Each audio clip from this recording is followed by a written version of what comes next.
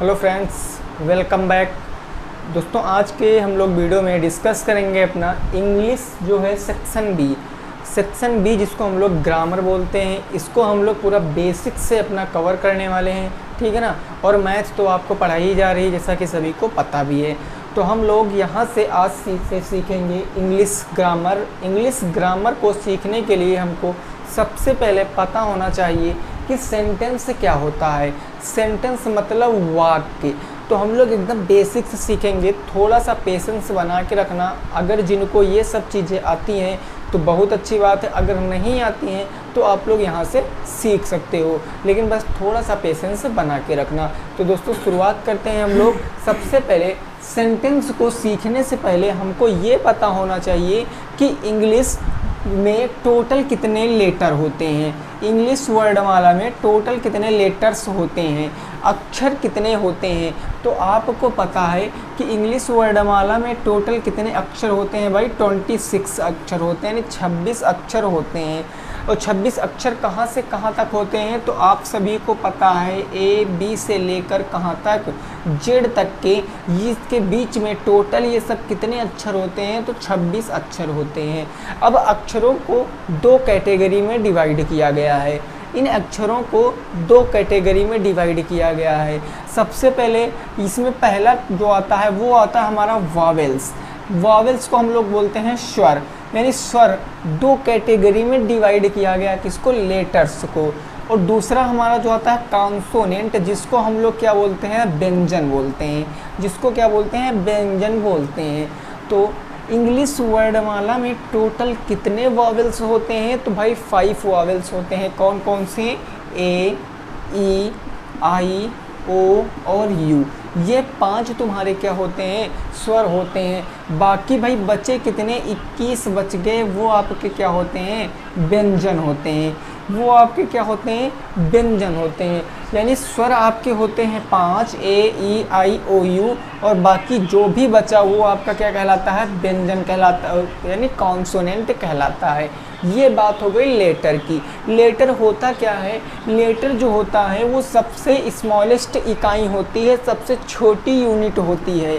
वर्णमाला की सबसे छोटी यूनिट को हम लोग क्या बोलते हैं तो उसको हम लोग लेटर्स बोलते हैं। सबसे छोटी यूनिट यानी सबसे छोटी ध्वनि जो होती है वो वर्णमाला की लेटर होती है, सबसे छोटी ध्वनि। ठीक है ना भाई, यह बात क्लियर हो गई।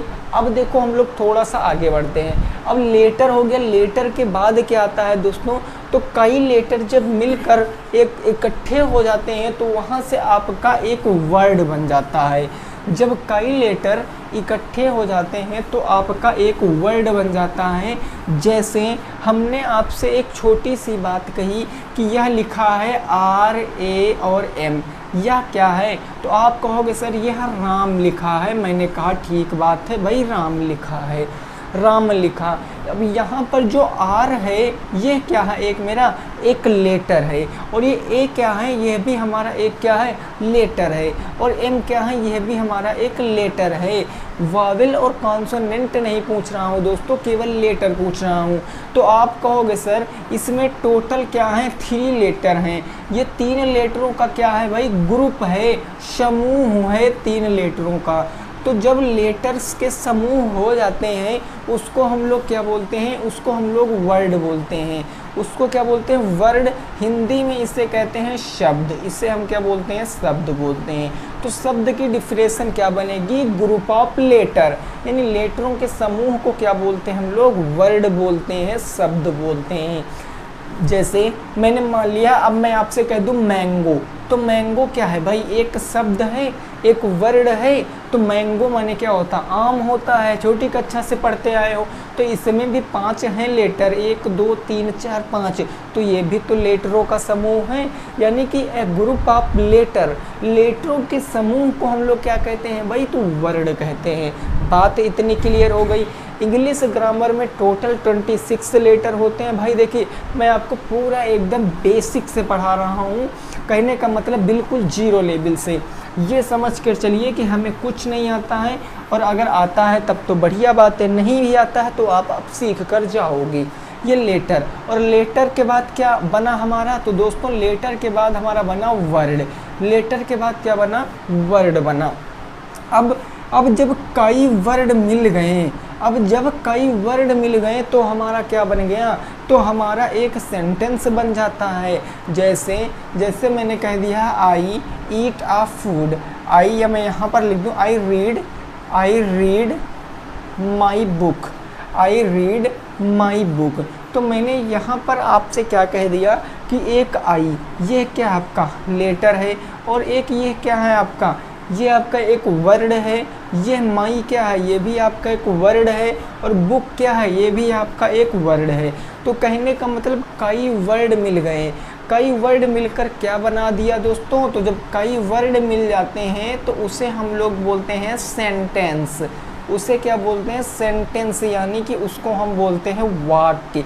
वाक्य की डिफिनेशन दोस्तों यह होगी कि अ ग्रुप ऑफ वर्ड, यानी कई वर्ड मिलकर एक क्या बनाते हैं, वाक्य बनाते हैं। लेकिन यहाँ पर दोस्तों एक बात यह होगी कि हमारा जो वाक्य होगा उसका क्या निकलेगा, एक अर्थ निकलेगा, एक संपूर्ण अर्थ निकलता है, कंप्लीट सेंस निकलता है, एक संपूर्ण क्या निकलता है, अर्थ निकलता है। जब कई वर्ड आपस में मिल जाएंगे तो एक कंप्लीट अर्थ निकलेगा। जैसे यह कह रहा आई रीड माई बुक, मैं अपनी किताब पढ़ता हूँ, तो यहाँ पर भाई एक सेंस निकल रहा, अर्थ निकल रहा। कहने का मतलब कि यह जो हो जाएगा हमारा एक सेंटेंस हो जाएगा। सेंटेंस की डिफिनेशन बताने की ज़रूरत नहीं है, सभी को पता होगा। A group of word which make a complete sense is called sentence, यानी कि जो वर्डों का समूह होता है उसको जब हम इकट्ठे कर देते हैं तो एक कंप्लीट सेंस बन जाता, अर्थ निकलता है, इसको हम क्या बोलते हैं, सेंटेंस बोलते हैं। तो ये थी एकदम बेसिक बात। अब हम लोग पहुँचेंगे सेंटेंस कितने प्रकार के होते हैं, सेंटेंस कितने प्रकार के होते हैं, टाइप ऑफ सेंटेंस पे पहुँचेंगे। ठीक है भाई, चलो धीरे धीरे हम लोग सीखेंगे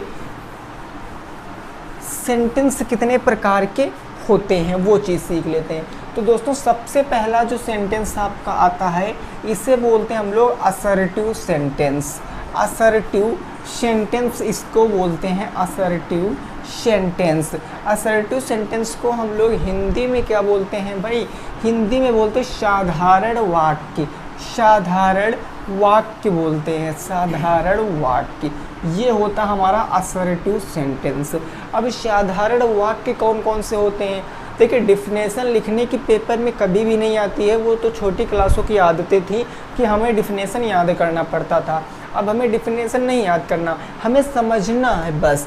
देखो असर्टिव सेंटेंस के अंतर्गत हम क्या बताते हैं, अपनी हैबिट्स, अपनी क्या बताते हैं भाई, आदत बताते हैं, अपनी आदतें बताते हैं। हम आदतें बताते हैं कि मैं ये करता हूँ, मैं वो करता हूँ, ठीक है ना। ये सब हम अपनी क्या बताते हैं, आदतें बताते हैं। भाई जैसे मैंने आपसे कह दिया कि मैं आपको पढ़ाता हूँ, तो ये मेरी आदत है, ये मैंने एक सूचना दी। भाई इसके साथ साथ, आदत के साथ साथ हम क्या देते हैं, सूचना भी तो देते हैं, एक सूचना भी देते हैं, ठीक है ना। जैसे मैंने कह दिया मैं खाना नहीं खाता हूँ, ये मेरी आदत है, मैं खाना नहीं खाता हूँ। मैं कह दूँ कि तुम बाहर घूमने नहीं जाते हो, तो ये आपकी आदत है। और अगर मैंने किसी तीसरे पर्सन से कहा है तो मैंने सूचना दी है उसको कि भाई वो जो बंदा है मोहन जो है वो बाहर घूमने नहीं जाता है, लॉकडाउन में अपने घर पे रहता है। तो ये सब क्या हो गई, एक सूचना हो गई। तो जिन सेंटेंसों में हम अपनी आदतें बताते हैं या फिर सूचना देते हैं वो हमारे असर्टिव सेंटेंस की श्रेणी में आ जाते हैं। बात इतनी क्लियर हो गई ना। अब दोस्तों हम पहुँचेंगे कि असर्टिव सेंटेंस जो होते हैं ये हमारे दो प्रकार के होते हैं। असर्टिव सेंटेंस हमारे दो प्रकार के होते हैं। भाई सिंपल सी बात है, अगर हमने आपसे कह दिया आदतें आपकी कितने प्रकार की होती हैं, हिंदी में बताइए आदतें आपकी कितने प्रकार की होती, तो आप कहोगे सर आदतें हमारी दो प्रकार की होती, एक तो पॉजिटिव और दूसरी क्या होती, निगेटिव। मतलब एक तो आदतें वे होती हैं जो हम करते हैं और दूसरी आदतें वे होती हैं जो हम नहीं करते हैं। भाई सपोज़ कर लिया आप मूवी देखते हैं, आप मूवी देखते हैं, तो ये आपकी आदत है। लेकिन आप सीरियल नहीं देखते हैं, आप टीवी सीरियल नहीं देखते या आप वेब सीरीज़ नहीं देखते हैं, तो यह भी आपकी आदत है। लेकिन जो आप मूवी देखते हैं ये आपकी पॉजिटिव आदत है, और जो आप वेब सीरीज़ नहीं देखते हैं ये आपकी निगेटिव आदत है। तो कहने का मतलब दोस्तों, जो असर्टिव सेंटेंस होते हैं वो दो टाइप के होते हैं। इसमें फर्स्ट टाइप जो आपका आता है वो आता है अफर्मेटिव सेंटेंस। अफर्मेटिव सेंटेंस आता है आपका, ये होता है पहला टाइप किसका, असर्टिव सेंटेंस का। अफर्मेटिव को हम लोग बोलते हैं स्वीकारात्मक वाक्य, स्वीकारात्मक वाक्य बोलते हैं इसको हम। ठीक है भाई, देखो अगर मैं आपसे कहूँ, मैंने जैसे अभी आपको बताया था, मैंने अभी एक एग्जांपल दिया था, एग्जाम्पल देने की ज़रूरत ही नहीं है दोस्तों, आप खुद से ही समझ सकते हो कि जैसे मैंने कह दिया you are playing a match, you are playing a match या you are playing the match, तो इसका मतलब आप क्रिकेट खेल रहे हैं या आप क्रिकेट खेलते हैं। अभी यहाँ पर तो कॉन्टिन्यूस मैंने बताया, अगर इंडिफिनिट में जाओगे तो हो जाएगा खेलते हैं। तो ये बात हो गई आपकी एक पॉजिटिव सोच। और लेकिन मैं अभी यही, तो you are not playing the match, आप मैच को नहीं खेल रहे हैं, तो ये आपकी निगेटिव आदत हो गई। ठीक है ना। तो कहने का मतलब दोस्तों, ये जो अफर्मेटिव सेंटेंस होगा इसमें नॉट का प्रयोग नहीं होता है, इसमें नॉट का प्रयोग नहीं होगा, ये पूर्णतः क्या है, बैन है, ये पूर्णतः बैन है। जिस प्रकार से इंडिया में पबजी बैन है, ठीक उसी प्रकार से अफर्मेटिव सेंटेंस में नॉट बैन है। बात बिल्कुल क्लियर है। अब देखो भाई, समझते हैं। अफर्मेटिव के बाद सेकंड जो आता है वो होता है भाई आपका निगेटिव, वो होता है निगेटिव, जिसको बोलते हैं नकारात्मक वाक्य। क्या बोलते हैं भाई इसको, नकारात्मक वाक्य। ये होता है हमारा नकारात्मक वाक्य। अब इसको फुल आज़ादी है, इसको फुल आज़ादी है कि नकारात्मक कब होगा, नकारात्मक अब होगा कि इसमें नॉट का प्रयोग बिल्कुल कंपलसरी है, इसमें नॉट भाई लगेगा ही लगेगा, इसमें नॉट लगेगा, उसमें कोई दो राय है ही नहीं। जैसे मैंने कह दिया भाई, आप कुछ भी समझ सकते हो, जैसे मैंने कह दिया he does not eat, he does not eat the food, he does not eat the food, वह खाना नहीं खाता है। तो भाई कहने का मतलब नॉट लग गया ना, he does not eat the food, वह खाना नहीं खाता है। भाई ये हो गई बात सिंपल सी, यानी सर इसमें नॉट लग गया तो ये हमारा कौन सा सेंटेंस बन गया, ये हमारा निगेटिव सेंटेंस बन जाता है। कौन सा सेंटेंस बन जाता है, निगेटिव सेंटेंस बन जाता है। अगर दोस्तों मैं इसी को यह लिख देता, अगर मैं इसी को लिख देता ही, मैंने कहा ही, उसके बाद क्या कहा भाई, जैसे मैंने कहा he reads a book, he reads the book, he reads the book, वह किताब पढ़ता है, वह किताब पढ़ता है। तो यह हमारा क्या हो जाता है, यह हमारा एक अफर्मेटिव सेंटेंस हो जाता। भाई चीज़ें आपके सामने हैं, सीधे समझ सकते हो। जिन सेंटेंसों में नॉट का प्रयोग हुआ होगा और वहाँ पर प्रश्नवाचक चिन्ह नहीं होगा, क्योंकि ये फुल स्टॉप यहाँ पर आपको दिख रहा है, यहाँ भी आपको फुल स्टॉप दिख रहा है, मतलब बात पूरी कंप्लीट हो गई है। तो जहाँ पर पूरी बात कंप्लीट, मतलब मैंने अपना एक्सप्लेनेशन दे दिया, मैंने पूरी बात कंप्लीट कर दी, तो वह क्या हो जाएगा, हमारा सेंटेंस कंप्लीट हो जाएगा। यानी इसमें लास्ट में साइन ऑफ इंट्रोगेशन नहीं लगा है, तो ये प्रश्नवाचक तो हो ही नहीं सकता, साथ में इसमें नॉट भी नहीं लगा है, तो यह हमारा क्या हो जाएगा, सिंपल सा अफर्मेटिव सेंटेंस हो जाएगा। और ये हमारा क्या हो जाएगा, नॉट लगा है तो निगेटिव सेंटेंस हो जाएगा। अब मैं एक बात बताने जा रहा हूँ, बहुत प्यारी सी बात है, अगर यही सीख गए तो आपको टेंथ में बहुत ज़्यादा आसानी होगी। अगर आप यही सीख गए तो आपको टेंस बनाने में बहुत ज़्यादा आसानी होगी। ठीक है ना भाई। देखिए अब यहाँ से एक बात समझिए, जो सेंटेंस होता है, जो सेंटेंस होता है भाई, छोटी सी बात बताने की कोशिश कर रहा हूँ। जो सेंटेंस होता है ये मूलतः कितने चीज़ों से मिलकर बना होता है, ये मूलतः कितने चीज़ों से मिलकर बना होता है। तो सेंटेंस में एक चीज़ तो बिल्कुल कॉमन सी बात होती है, सेंटेंस में सब्जेक्ट होगा। सब्जेक्ट का मतलब क्या होगा भाई? कर्ता होगा। कर्ता मतलब जो काम करेगा। भाई किसी भी सेंटेंस में एक कर्ता होता है जो काम करता है। जैसे I am reading a book, मैं किताब पढ़ता हूँ। तो मैं, किताब कौन पढ़ता? मैं पढ़ता हूँ। काम मैं करता हूँ, तो कर्ता मैं हुआ ना। तो मैं हमारा क्या हो जाएगा? कर्ता, यानी एक सब्जेक्ट होता है। दूसरा हमारा क्या होता है भाई? हेल्पिंग वर्ब होता है। हेल्पिंग वर्ब या फिर कभी कभी यहाँ पर मॉडल वर्ब भी आ जाती है। हेल्पिंग वर्ब या कभी कभी मॉडल वर्ब भी आ जाती है। अब हेल्पिंग वर्ब मैं आपको वर्ब में पढ़ाऊँगा या फिर टेंस में पढ़ाऊँगा। पार्ट ऑफ स्पीच में वर्ब पूरा एक टॉपिक ही है, 2-3 दिन लगेंगे पढ़ाने में। मॉडल वर्ब उसी में इंक्लूड हो जाएगी। वर्ब आपकी 4 प्रकार की होती है, helping verb, modal verb, linking verb, transitive verb, intransitive verb. इसी तरीके के आपके कुछ टाइप के वर्ब होते हैं। तो सब्जेक्ट हो गया, हेल्पिंग वर्ब हो गया, और ये मॉडल वर्ब है दोस्तों, मेन वर्ब नहीं है, मॉडल वर्ब है। अब इसके बाद एक आएगा मेन वर्ब, ये आएगी आपकी मेन वर्ब। मेन वर्ब मतलब क्या होता है? कोई काम कर रहा है, कोई काम तो हो रहा होगा। जैसे अभी मैंने बताया था I am reading a book, I am reading a book, मैं बुक को क्या कर रहा हूँ? पढ़ रहा हूँ ना, खा थोड़ी नहीं रहा हूँ। अगर खाता भी तभी तो वर्ब होता, क्योंकि खाते समय हम एक क्रिया करेंगे, वर्क करेंगे, और यही हमारा काम होता है। तो ये हो जाती है हमारी मेन वर्ब। और मेन वर्ब के बाद दोस्तों क्या आ जाता है? ऑब्जेक्ट आ जाता है। ऑब्जेक्ट आ जाता है। तो कहने का मतलब मोटी मोटी सी बात समझ लें कि सेंटेंस हमारा इतने चीज़ों से मिलकर बना होता है, सब्जेक्ट, हेल्पिंग वर्ब या मॉडल वर्ब, मेन वर्ब और ऑब्जेक्ट। इतनी चीज़ों से बेसिकली हमारा क्या बना होता है? एक सेंटेंस बना हुआ होता है।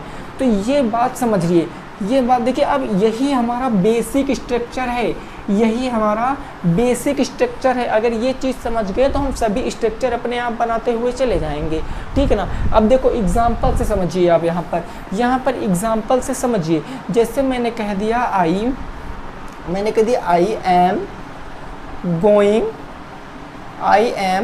Going to market, I am going to market, मैं बाजार जा रहा हूँ या बाजार को जा रहा हूँ।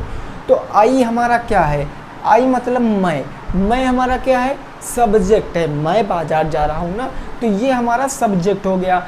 एम क्या है? एम हमारी एक हेल्पिंग वर्ब है, ये हेल्पिंग वर्ब हो गई।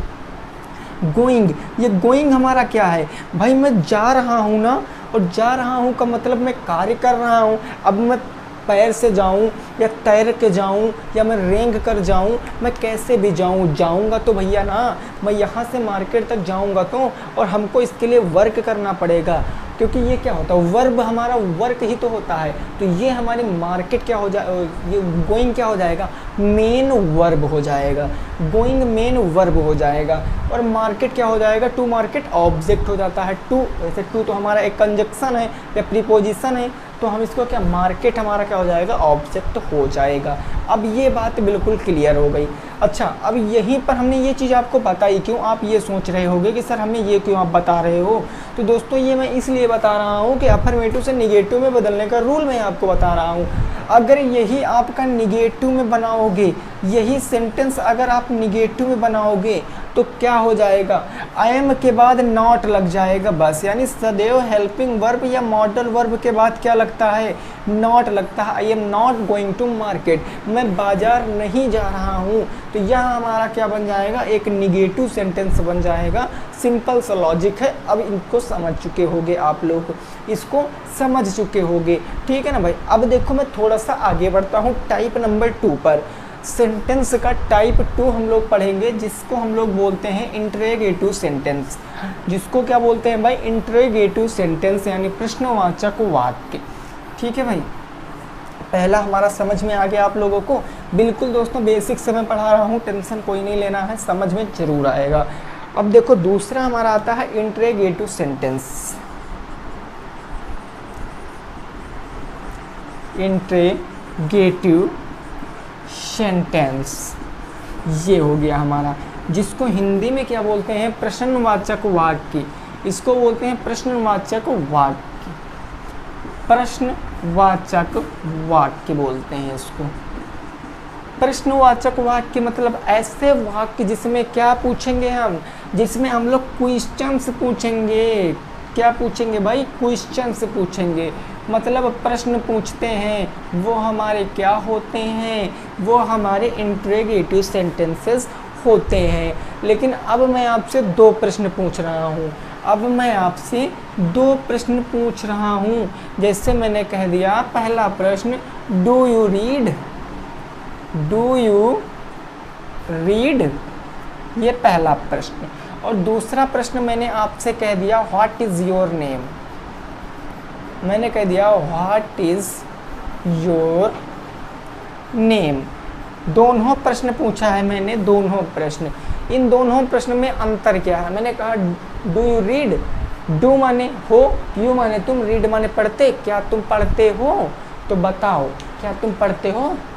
तो नॉर्मल सी बात है भाई, सभी साथी पढ़ते हैं। कहोगे यस आई एम रीड, है ना। अब देखो यहाँ से दोस्तों बात आपको एक ही सीखनी है। ये इतना बताने का मतलब क्या, ये जो इंट्रोगेटिव सेंटेंस होते हैं ये आपके बेसिकली दो प्रकार से वर्क करते हैं। ये आपके दो प्रकार से काम करते हैं। एक तो जिनका आंसर हम लोग क्या दें, जिनका आंसर हम लोग यस या फिर नो में दे सकते हैं। मतलब एक वर्ड में अगर उत्तर दे देंगे तो वो हमारे सिंपल इंट्रोगेटिव सेंटेंस होते हैं, जिनका उत्तर हम यस या नो में दे सकते हैं। एग्जाम्पल के तौर पर आप पहला एग्जाम्पल देखिए, लिखा है डू यू रीड? क्या तुम पढ़ते हो? तो अगर आप पढ़ रहे हैं तो आप कहोगे यस, अदरवाइज नो। अब आप ये थोड़ी नहीं बताओगे कि मैं 8 बजे रात को मैथ और 6 बजे दिन में हम गणित पढ़ते हैं, इंग्लिश पढ़ते हैं, ये आप थोड़ी नहीं बताओगे। आप सीधे कहोगे यस या फिर नो। बताओ, इतना ही तो बताओगे ना। तो कहने का मतलब हम जिन सेंटेंसों को यस या नो में उत्तर दे सकते हैं वो हमारे क्या कहलाते हैं? सिंपल इंट्रोगेटिव सेंटेंस कहलाते हैं। ये आपको बुक में कभी दो टाइप से दिया नहीं होगा, लेकिन ये होता है दो टाइप का, ठीक है, सभी को पता होगा, होता है दो टाइप का। अब देखो नेक्स्ट हमने लिखा व्हाट इज़ योर नेम? तुम्हारा नाम क्या है? तो अगर इस प्रश्न को आप यस या नो में उत्तर दोगे तो फिर गड़बड़ हो जाएगा। आप क्या कहोगे? मैं पूछूं व्हाट इज़ योर नेम, आप कहोगे यस या फिर कहोगे नो। तो अब मैं क्या समझूंगा? मैं समझूंगा मैंने जिससे पूछा वो तो भैया मूर्ख है। आप आंसर क्या दोगे? माई नेम इज़ फलाना, जो भी है। मतलब फुल एक्सप्लेन करके बताना पड़ेगा। तो जिन सेंटेंसों को हमको पूरा बताना पड़ता है, फुल एक्सप्लेन करना पड़ता है, क्या करना पड़ता है भाई साहब? तो आपको फुल एक्सप्लेन करना पड़ेगा, फुल एक्सप्लेन करना पड़ता है। उन सेंटेंसों को हम लोग डबल इंट्रोगेटिव सेंटेंस बोलते हैं। क्या बोलते हैं? डबल इंट्रोगेटिव सेंटेंस बोलते हैं। ऐसे सेंटेंस जिनको हमको फुल एक्सप्लेन करना पड़ता है उन्हें डबल इंट्रोगेटिव सेंटेंस बोलते हैं। फॉर एग्जांपल जैसे मैंने कह दिया कि चलो एग्जांपल लिख के समझते हैं, ठीक है ना भाई। एग्जांपल लिख के समझते हैं तो हमको ज़्यादा अच्छे तरीके से समझ में आएगा, ठीक है भाई। देखो मैंने कह दिया does he go? Does he गो, इसका मतलब क्या है? ही माने वह, गो माने जाता है, डज माने है। क्या वह जाता है? इसका मतलब क्या होगा? क्या वह जाता है? ये भाई प्रेजेंट इंडेफिनिट टेंस है ना, तो क्या वह जाता है? बात यह हो गई, है ना। अगर हम इसी को ऐसे लिख दें, जैसे मैंने कह दिया वेयर डज ही गो, मैंने लिख दिया वेयर डज ही गो। अब इसका मतलब क्या? वेयर माने कहाँ, डज माने है, और गो माने जाता, ही माने वह, मतलब कि वह कहाँ जाता है। तो आप बताओगे कि वह नानी के घर जाता, वह मौसी के घर जाता, वह अपने घर जाता, स्कूल जाता, कुछ भी बताओगे लेकिन फुल एक्सप्लेन करके बताओगे। सेकंड वाले में आप फुल एक्सप्लेन करके बताओगे, और इसमें आप सीधे बता दोगे यस एंड नो। मैंने आपसे पूछा डज ही को, आप कहोगे यस, अदरवाइज नो। अगर जा रहा है तो यस, नहीं तो फिर नो। सिंपल सा लॉजिक दोस्तों काम करता है। और ये सभी अगर आ गया ना तो टेंस आपको हाथ में आ जाएंगे। टेंस का 70-60% पूरा डिपेंड रहता है ग्रामर टेंस के ऊपर, ठीक है ना भाई। चाहे स्पोकन इंग्लिश हो, कुछ भी हो, टेंस आना चाहिए आपको। चलो अब ये बात क्लियर। अब देखो यहाँ पर आप लास्ट में देखोगे एक ये वाला एक चिन्ह बनता रहा है, यह वाला एक चिन्ह बन रहा है। इस चिन्ह को बोलते हैं हम साइन ऑफ इंट्रोगेशन, यानी कि प्रश्नवाचक चिन्ह इसको बोलते हैं साइन ऑफ इंट्रोगेशन। तो जितने भी प्रश्नवाचक वाक्य होंगे उनके बीच, उनके सबसे लास्ट में क्या होगा, प्रश्नवाचक वाक्य होगा। सबसे लास्ट में प्रश्नवाचक वाक्य होता है, इसी को हम साइन ऑफ इंट्रोगेशन बोलते हैं। काम खत्म हो गया दोस्तों। तो इंटरोगेटिव क्या सेंटेंस होता है आपको पता चल गया है। अब हम दोस्तों पहुंचेंगे अपने थर्ड टाइप के ऊपर। अब हम पहुंच गए हैं अपने अगले टाइप पर। अगला टाइप है हमारा इम्परेटिव सेंटेंस। इम्परेटिव सेंटेंस को हम लोग हिंदी में बोलते हैं आज्ञा सूचक वाक्य। आज्ञा सूचक वाक्य बोलते हैं किसमें, हिंदी में आज्ञा सूचक वाक्य। अब दोस्तों इन वाक्यों में क्या क्या होता है, तो इन वाक्यों में सबसे पहले तो हम रिक्वेस्ट करते हैं। क्या करते हैं भाई, तो हम रिक्वेस्ट करते हैं या हम किसी को ऑर्डर देते हैं, कमांड देते हैं, सजेस्ट करते हैं, ठीक है ना। ये सभी हमारे किस में होते हैं, इम्परेटिव सेंटेंस में होते हैं, यानी आज्ञा सूचक वाक्य में होते हैं। फॉर एग्जाम्पल हम कैसे समझ लेते हैं, जैसे मैंने कहा गो देयर, मैंने क्या कह दिया भाई, गो देयर। मैंने कहा गो देयर, वहाँ जाओ। मैंने कहा कम हेयर, मैंने क्या कहा, कम हेयर, यहाँ बैठो। मैंने कहा कम हेयर, यहाँ बैठो। मैंने कहा please give me a book, कृपया मुझे किताब दो। भाई मैंने क्या कहा, प्लीज़, मैंने कहा please give me a book, please give me a book. मतलब इसमें मैंने कहा कृपया करके मुझे किताब दो। तो इसमें मैंने क्या किया, इसमें मैंने रिक्वेस्ट किया। गो देयर में मैंने क्या किया, गो देयर में मैंने ऑर्डर दिया, गो देयर वहाँ जाओ, कम हेयर यहाँ आओ, सिट हेयर यहाँ बैठो। तो ये सब हमारे इसमें दोस्तों सजेस्ट भी करते हैं, हम किसी किसी को सलाह भी देते हैं कि यह काम ना मत करो। जैसे मैंने कहा डोंट टेल अ लाई, झूठ मत बोलो, झूठ मत बोलो। तो ये हमारा क्या, मैंने किसी को सलाह दिया है, सजेस्ट किया है उसको, है ना। तो ये सब चीज़ें हमारे होते हैं इम्परेटिव सेंटेंस में। अब दोस्तों इस सेंटेंसों में आप एक चीज़ कॉमन सी बात समझिए, जितना भी इम्परेटिव सेंटेंस होगा, जितना भी इम्परेटिव सेंटेंस होगा वो हमेशा किससे चालू होगा, आप यहाँ देख सकते हो गो देयर, कम हेयर, हमेशा वो हमेशा किससे चालू होगा, तो वो हमेशा मेन वर्ब से चालू होता है। वो हमेशा मेन वर्ब से चालू होता है। आपका जो इम्परेटिव सेंटेंस होता है, आज्ञासूचक वाक्य होता है, वो हमेशा मेन वर्ब से चालू होता है। अब यहाँ पर आप कहोगे सर प्लीज़ में तो नहीं चालू हुआ। दोस्तों प्लीज़ का कोई अर्थ नहीं होता है। प्लीज़ तो ये जताने के लिए दिखा रहा है कि मैं रिक्वेस्ट कर रहा हूँ, मैं रिक्वेस्ट कर रहा हूँ, प्लीज़ इसलिए आ रहा है, please give me a book, कृपया मुझे किताब दीजिए। तो हमने रिक्वेस्ट किया ना, लेकिन मेन सेंटेंस तो हमारा यहाँ से शुरू हो रहा, give me a book. Give माने दो, तो ये हमारी किससे शुरू हुआ, मेन वर्ब से। तो जो भी सेंटेंस हमारे मेन वर्ब से शुरू होते हैं उसे हम लोग क्या बोलते हैं, उसे हम लोग इम्परेटिव सेंटेंस बोलते हैं। अभी आगे मैं बताऊंगा आपको exclamatory sentence, simple, complex sentence, compound sentence सब पढ़ाऊंगा, कुछ भी छोड़ने वाला नहीं हूँ, भले ही सेंटेंस को मैं 2 पार्ट में क्यों ही ना बांटूँ। ठीक है भाई ना। चलो तो ये बात समझ में आ गई। इम्परेटिव सेंटेंस में हम रिक्वेस्ट करते, ऑर्डर देते, कमांड हासिल करते हैं, सजेस्ट करते हैं। तो ये सब हमारे कौन से सेंटेंस होते हैं, ये सभी हमारे इम्परेटिव सेंटेंसेस होते हैं। आइए दोस्तों अब आगे बढ़ते हैं आपके एक्सक्लेमेटरी सेंटेंस पे। आप लोग इसको अगर नोट करना चाहो तो नोट भी कर सकते हो, ठीक है ना। 4 नंबर हमारा कौन सा सेंटेंस आ जाएगा, एक्सक्लेमेटरी सेंटेंस। देखियो भाई, ये 4 नंबर हमारा क्या आ गया, एक्सक्लेमेटरी सेंटेंस। एक्सक्लेमेटरी सेंटेंस इसको बोलते हैं विस्मय बोधक वाक्य। विस्मय बोधक वाक्य इसको हम बोलते हैं विस्मय बोधक वाक्य। इन वाक्यों में दोस्तों क्या होता है, इन वाक्यों में अपनी फीलिंग बताते हैं, अपनी हम लोग इन वाक्यों में फीलिंग बताते हैं। फीलिंग का मतलब क्या बताते हैं, अपने भाव प्रकट करते हैं, अपने भाव प्रकट करते हैं। जैसे मैंने कह दिया hurray we won the match, यानी कि हम मैच जीत चुके हैं। Hurray we won the match, मैं मैच जीत चुका हूँ। तो ये हमारा कैसा हुर्रे का क्या कोई अर्थ है भाई साहब? बताओ, हुर्रे का कोई अर्थ है?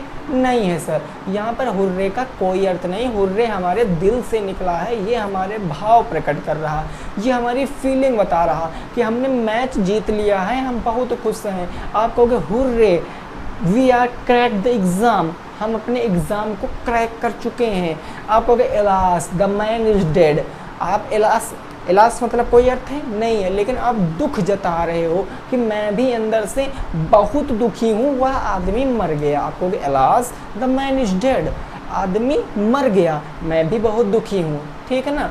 तो ये सब दोस्तों हमारे क्या होते हैं, विस्मय बोधक वाक्य होते हैं। इन वाक्यों में एक्सक्लेमेटरी साइन भी होता है, जिसको हम ऐसे लगाते हैं, ठीक है ना। तो आज हमने ये टोटल 4 सेंटेंस पढ़े हैं। मैंने आपको कॉम्प्लेक्स सेंटेंस और कंपाउंड सेंटेंस क्यों नहीं पढ़ाया, क्योंकि उसके लिए आपको क्लॉज पढ़ाना पड़ेगा, और क्लॉज और सिंपल कॉम्प्लेक्स हम कल साथ में पढ़ेंगे, ठीक है ना। कल भी वीडियो आएगी, इंग्लिश की ही आएगी, तो साथ में भी हम लोग उसको पढ़ेंगे, ताकि वह जो हमारा टॉपिक है वो हमने उसको अलग डिवाइड कर दिया, और इस बेसिक वाले टॉपिक को मैंने अलग डिवाइड कर लिया है। फिर जब हम कल कॉम्प्लेक्स और कंपाउंड सेंटेंस पढ़ लेंगे तो पूरा सेंटेंस हमारा कवर हो जाएगा। फिर हम एग्जाम्पल देख लेंगे, कन्वर्ट करना सीख लेंगे, फिर हम लोग आगे के टॉपिक पर पहुंचेंगे। तो दोस्तों वीडियो कैसी लगी ज़रूर बताना कमेंट सेशन में, हमें आपके कमेंट का रहेगा इंतजार। मिलेंगे आपसे कल, तब तक के लिए सभी साथियों को जय हिंद, जय भारत और वंदे मातरम।